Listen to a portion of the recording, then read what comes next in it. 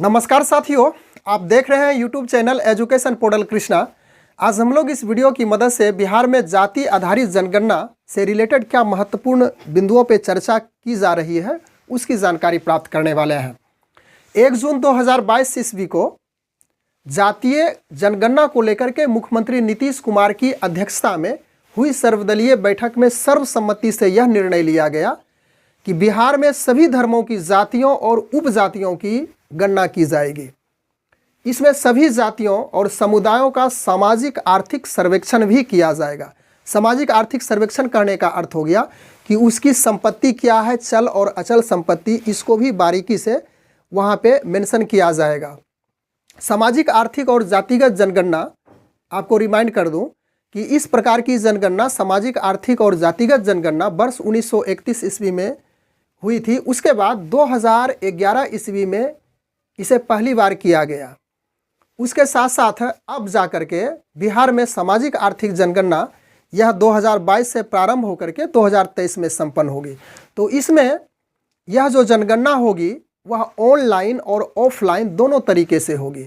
Online और offline दोनों माध्यम से जनगणना होगी और इसके लिए एक विशेष प्रकार का ऐप्स की मदद लेनी होगी और इस ऐप की सहायता से, ऑनलाइन की सहायता से, उस ऐप की सहायता से उसमें डाटा की प्रविष्टियां करानी होगी।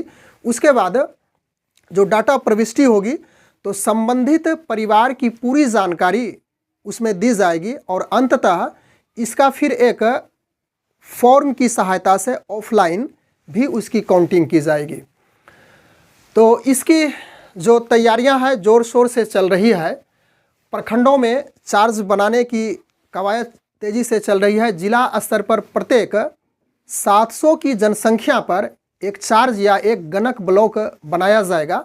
अगर किसी वार्ड क्षेत्र की जनसंख्या 2500 है तो उसमें 4 चार्ज बनाए जाएंगे और प्रत्येक चार्ज में एक प्रगणक को तैयार किया जाएगा और उस प्रगणक का कार्य होगा कि उसकी जो सारी प्रविष्टियां हैं ऑनलाइन और ऑफलाइन की सहायता से उसमें प्रविष्ट कराएंगे। सारी प्रविष्टियां उसमें अपलोड की जाएगी और फिर वहां पे उस क्षेत्र की चौहद्दी, उस क्षेत्र की नक्शा भी तैयार की जाएगी। तो इस कार्य को संपादित करने के लिए राज्य स्तरीय मास्टर ट्रेनर की भी ट्रेनिंग दी जा रही है। इसके बाद वह जो राज्य स्तरीय मास्टर ट्रेनर है जिला स्तरीय मास्टर ट्रेनर को ट्रेंड करेंगे और वह जिला स्तरीय मास्टर ट्रेनर पुनः प्रखंड स्तरीय पर्यवेक्षक और गणक कर्मी को ट्रेंड करेंगे। और इस तरह से देखा जाए तो प्रगणक यानी कि जो गणक कर्मी होंगे उसकी संख्या लगभग 1.72 लाख बताई जा रही है, यानी कि 1,72,000 इसकी संख्या होगी। जाति जनगणना कार्य के लिए प्रत्येक चार्ज में एक प्रगणक तो तैयार रहेंगे और 700 की आबादी पे उसको कार्य करने के लिए कहा जाएगा। इस आधार पर करीब बताया गया है कि कुल मिलाकर के इसकी संख्या बढ़ भी सकती है। 1,72,000 प्रगणक को तैयार किया जाएगा और प्रत्येक चार्ज में, प्रत्येक खंड में उसे तैनात किया जाएगा। और बिहार में आप अवगत हैं, इस बात की जानकारी है आपको कि कुल 534 प्रखंड और 258 नगर निकाय है जिसमें चार्ज क्षेत्र में बांटा जाएगा। और यह कार्य 8 स्तरों पर अधिकारियों और कर्मचारियों की टीम काम करेगी, जिसमें कार्य करने वाले कर्मचारियों की संख्या, जो कर्मचारी होंगे उसमें शिक्षक होंगे, लिपिक होंगे, मनरेगा कर्मी मानी मनरेगा में जो काम करने वाले कर्मी है उसको भी लगाया जाएगा। आंगनवाड़ी सेविका से लेकर जीविका समूह के जो कर्मी है उसको भी इस कार्य के लिए लगाया जाएगा। और इसमें इस कार्य को पूरा करने में काफ़ी पैसे का खर्च होगा और इसमें बताया जा रहा है, इसकी सूची भी आ चुकी है कि प्रत्येक प्रगणक को, प्रत्येक पर्यवेक्षक को, उसके साथ साथ जो अन्य कर्मी है उसको कितनी राशि दी जाएगी, मोबाइल पे कितना खर्च होगा, इसका डिटेल आ चुका है, इसे आप समझ ही चुके होंगे। तो कुल मिलाकर के लगभग 500 करोड़ रुपये खर्च होने की बात कही जा रही है इस जाति आधारित जनगणना को संपन्न कराने में। और इसका लक्ष्य, इसका जो अंतिम निष्पादन होगा जाति आधारित जनगणना को, वह फरवरी 2023 तक लक्ष्य को पूरा करने की बात कही गई है। आप इस बात से भी भली भांति वाकिफ़ है, इसके पहले कर्नाटक में 2014-15 ईस्वी में इसी आधार पे सामाजिक एवं आर्थिक जनगणना हो चुकी है, और उसमें लगभग यानी कि उस समय जब जनगणना हुई थी 2014-15 में, तो वहाँ का जो खर्च बताया गया इस जनगणना में लगभग 150 करोड़ की राशि खर्च की गई थी। तो प्रगणक को जो ट्रेनिंग दिया जाएगा, पर्यवेक्षक को जो प्रशिक्षण दिया जाएगा, तो उसमें काफ़ी महत्वपूर्ण बिंदुओं पे चर्चा की जाएगी।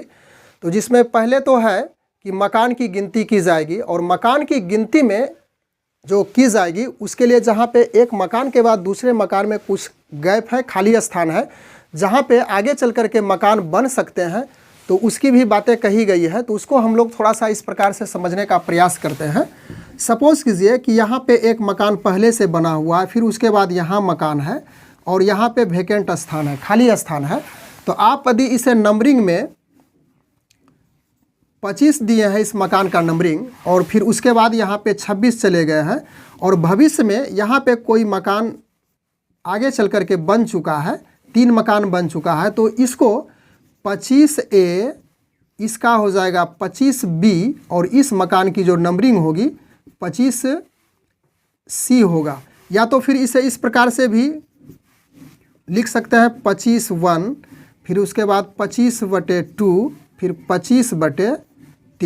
तो इस प्रकार से मकान की सबसे पहले नंबरिंग दी जाएगी, गणना की जाएगी, और अंततः फिर आर्थिक सर्वेक्षण यानी उन मेंबर की, उन सदस्य के जो मकान में रहते हैं, उनकी चल और अचल संपत्ति क्या है, इसका भी डिटेल रूप से आंकड़ा इकट्ठा करेंगे प्रगणक, और वह प्रगणक ऑनलाइन माध्यम भी करेंगे और ऑफलाइन माध्यम करेंगे। तो इस जनगणना से लेकर क्या क्या आगे चल कर के बेनिफिट्स होगा, उसके बाद इससे क्या क्या सरकार को महत्वपूर्ण आंकड़े इकट्ठे हो जाएंगे, इसकी जानकारी वह इस जनगणना के आधार पे कर सकते हैं। और इसका बेनिफिट्स किस प्रकार से पिछड़े आर्थिक रूप से कमज़ोर व्यक्ति को दिया जाएगा, इसकी जानकारी हम लोग अन्य वीडियो में प्राप्त करेंगे। बस आज के वीडियो में हम लोग इतनी ही चर्चा करने के लिए उपस्थित थे। Thanks for watching, good bye.